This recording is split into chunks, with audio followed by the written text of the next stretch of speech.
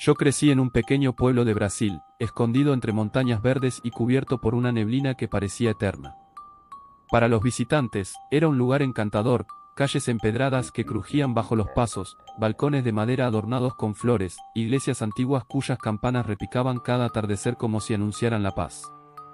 Pero detrás de esa calma se escondía un secreto. Un pacto antiguo. Un error que condenó a todos los que nacimos allí. Los ancianos siempre repetían la misma historia, con voces bajas y miradas que se perdían en la bruma. Había palabras que parecían prohibidas, nombres que no se pronunciaban nunca.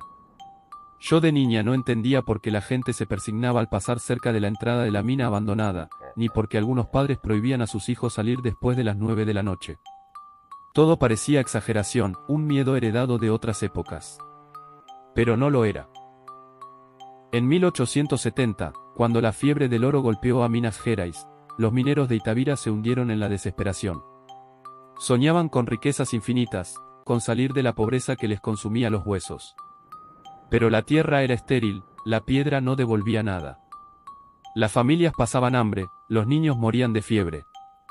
Fue entonces que, en la sombra, los hombres recurrieron a lo prohibido. Contrataron a brujos portugueses que habían llegado huyendo de la Inquisición. Se decía que habían aprendido artes oscuras en conventos corrompidos y que llevaban consigo libros escritos en piel humana.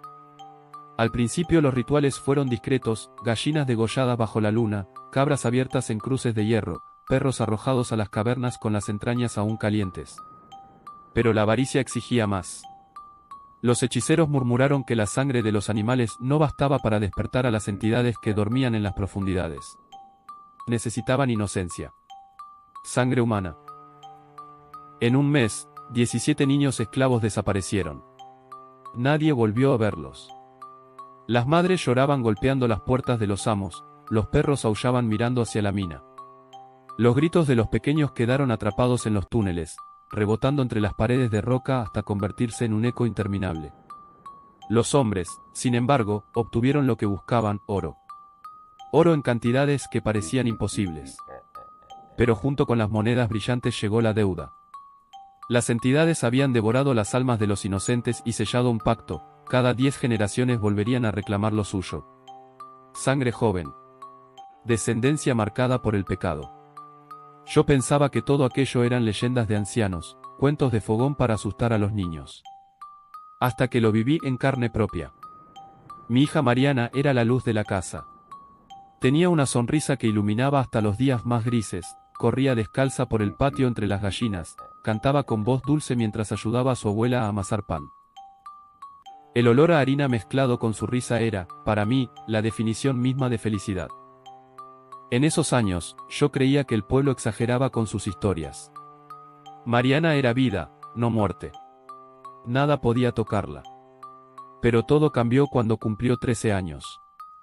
Al principio pensé que eran distracciones mías, simples accidentes de una casa vieja. Un vaso que se quebraba sin explicación, un marco que se desprendía de la pared a la misma hora de la madrugada.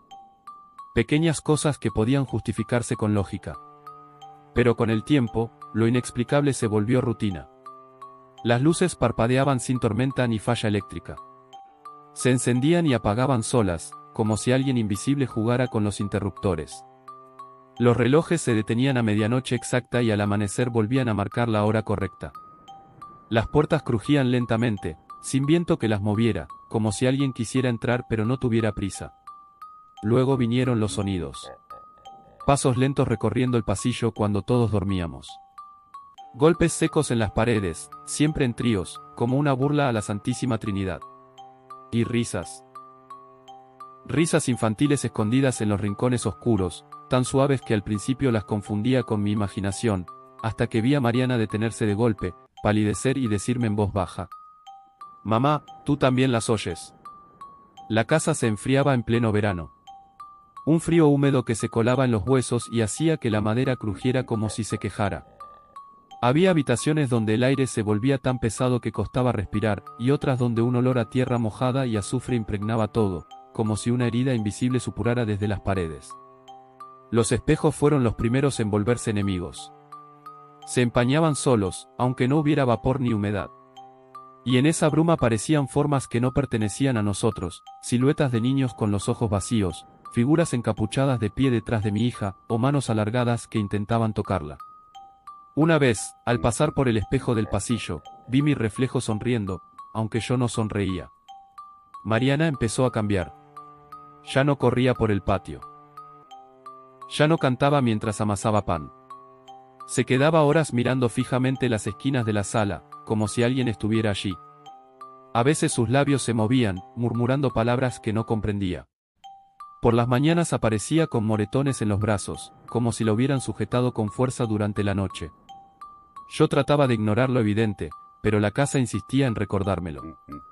Las ventanas amanecían cerradas con tanta fuerza que era imposible abrirlas sin ayuda, como si manos invisibles las hubieran trabado desde fuera. Los crucifijos caían de las paredes y se partían al golpear el suelo. Las velas que encendíamos en oración lloraban cera negra en lugar de blanca. Los vecinos comenzaron a murmurar. Algunos evitaban entrar a la casa, inventando excusas. Otros decían haber escuchado a Mariana reír sola a medianoche, con una voz que no era suya. Yo empecé a sentir que la casa ya no nos pertenecía. Que cada pared, cada mueble, cada sombra estaba esperando el momento de revelar aquello que se escondía en el interior. Era como si la casa respirara. Como si supiera que algo se acercaba. La noche del cumpleaños 14 de Mariana aún vive en mi memoria como una herida abierta. Nada de lo que ocurrió después me dolió tanto como ese primer instante en el que comprendí que lo que habitaba en mi casa no era humano. Me había quedado despierta hasta tarde recogiendo los restos de la pequeña celebración.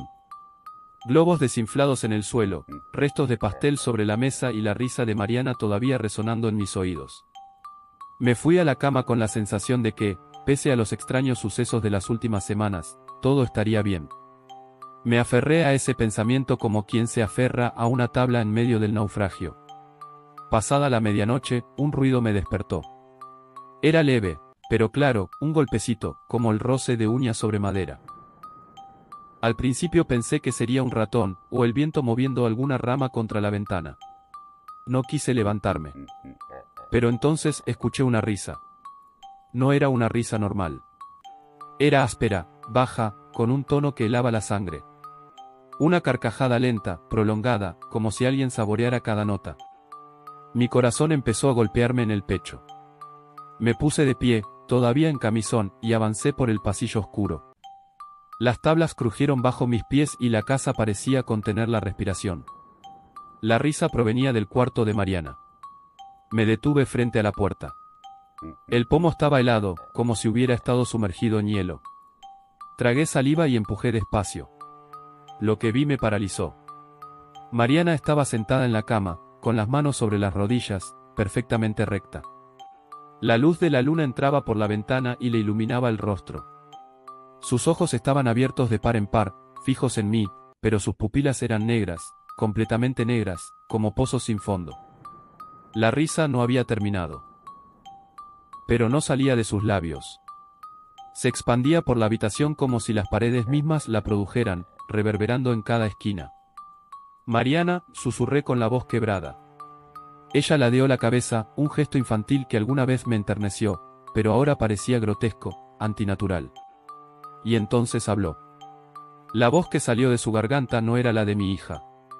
Era grave, áspera, profunda. Yo no soy Mariana, ella ya no está. Las palabras no fueron un grito. Fueron un susurro ronco que se deslizó como humo hasta mis oídos. Sentí que me arrancaban el aire de los pulmones. Un instinto me empujó a correr hacia ella, a abrazarla, a sacudirla hasta que volviera a ser mi niña. Pero cuando di un paso, Mariana retrocedió hacia la pared con un movimiento violento, casi animal, y empezó a reír otra vez.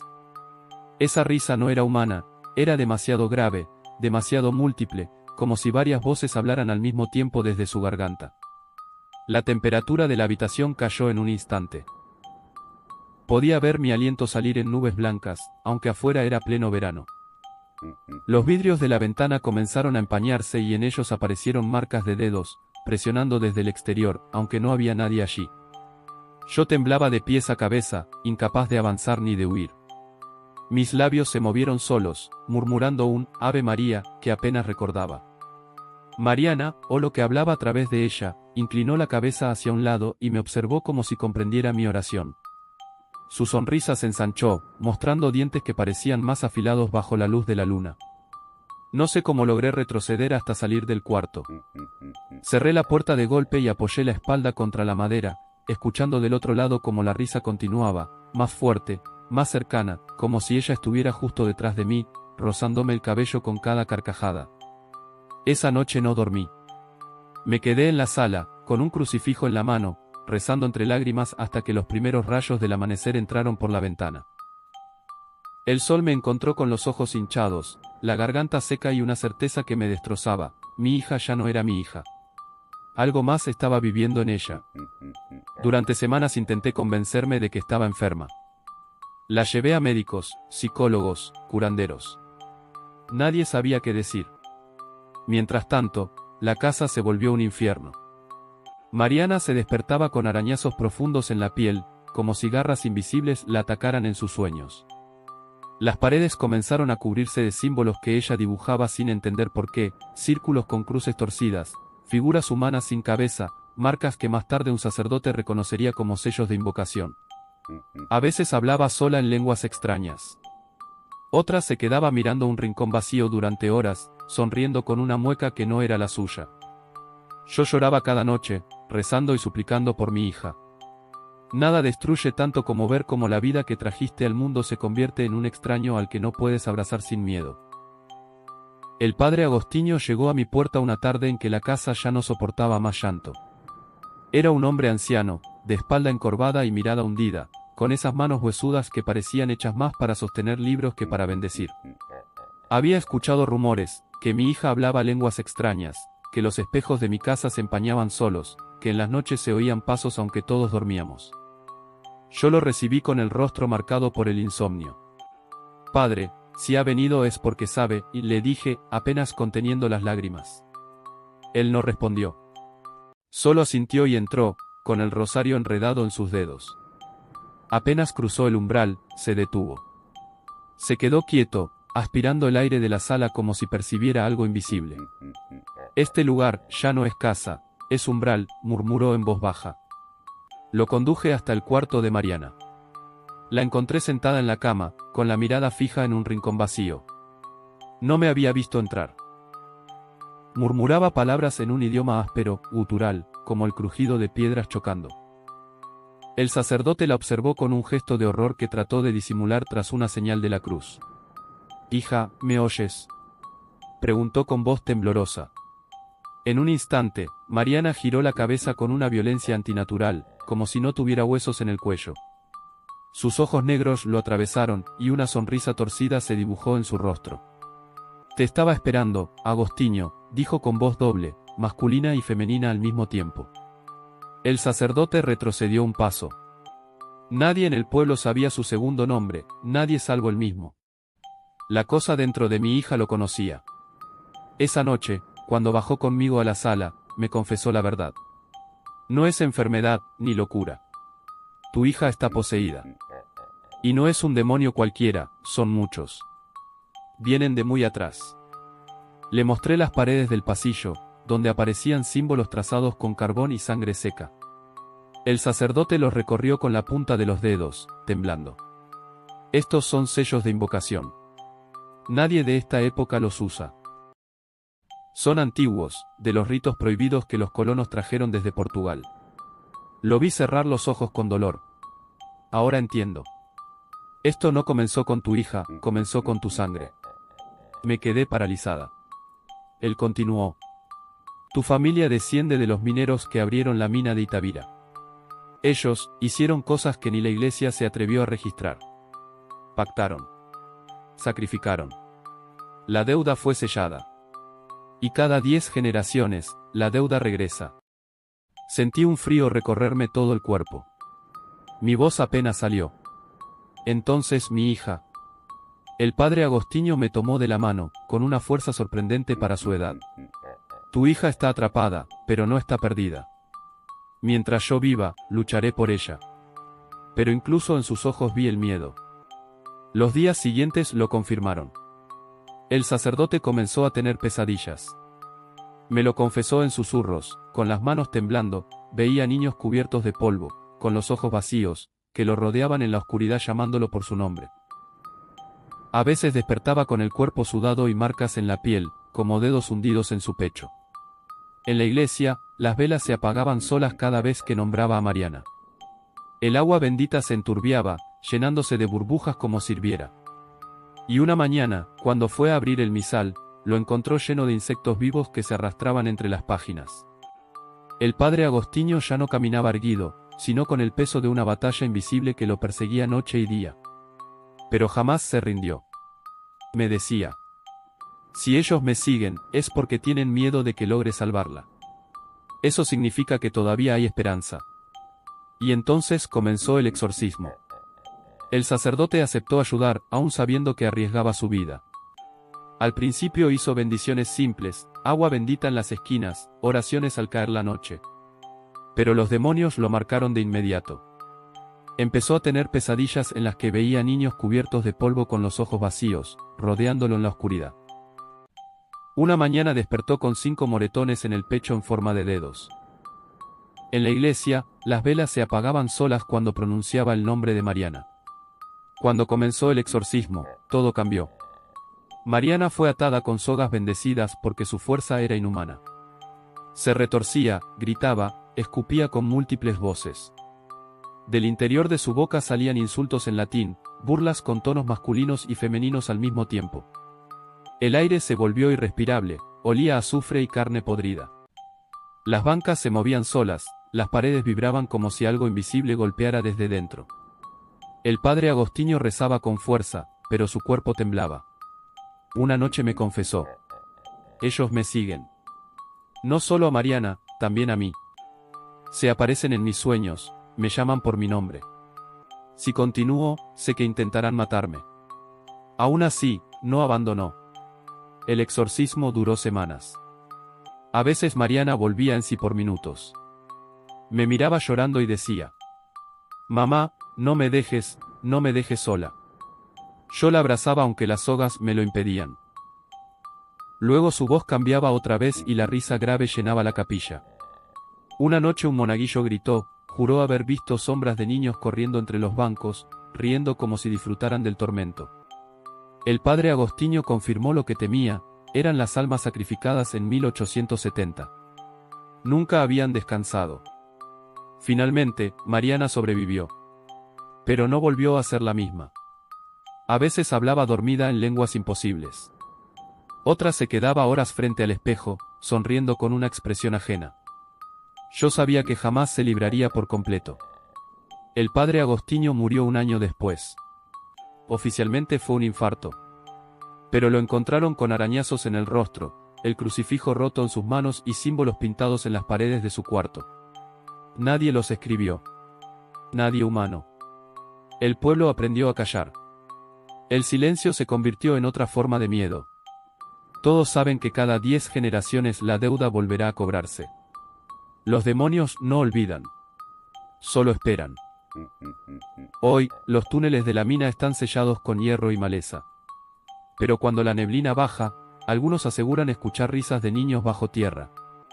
Otros dicen que si fijas la vista en la entrada, verás siluetas pequeñas observándote en silencio. Yo lo viví. Sé que las almas sacrificadas siguen ahí. Y los demonios que las devoraron volverán. Así que si algún día visitas Itabira y escuchas que un niño desconocido te llama por tu nombre, no respondas.